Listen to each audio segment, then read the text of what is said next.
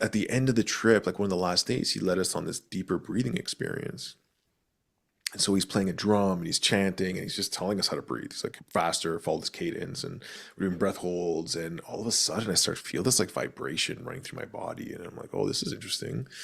And at this point, I was completely like all in. Like whatever Wim told me to do at that point, I was like, I trust this guy fully. Like after going through a week of all that, craziness.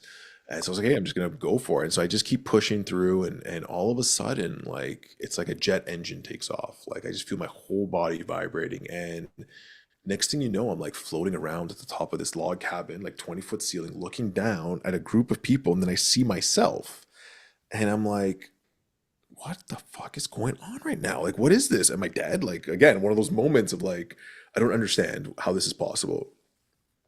The fear, I think, kind of like snapped me back into my body. I would have loved to like maybe fly through the roof and explore, but I think that fearful moment, snapped me back in. And all of a sudden, I remember like opening my eyes, feeling like I was just reborn, is the only way I can explain it. And I feel this instant urge to want to cry.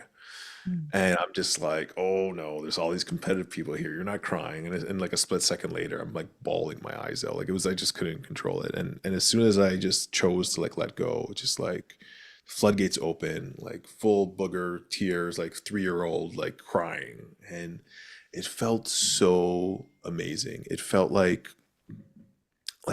was having like an internal therapy session in that moment. Like there was a voice in my head that was saying, it's okay. Like you don't have to put so much pressure on yourself. You don't have to, take care of everyone. Like you just have to do your best. Like it was just, I was consoling myself for, I guess, what I was carrying all these years. Even after doing ayahuasca, there was still, a lot of pressure on me to like, be the head of the household and to provide and to take care of my parents and my brothers and like, because that was kind of the role that I took on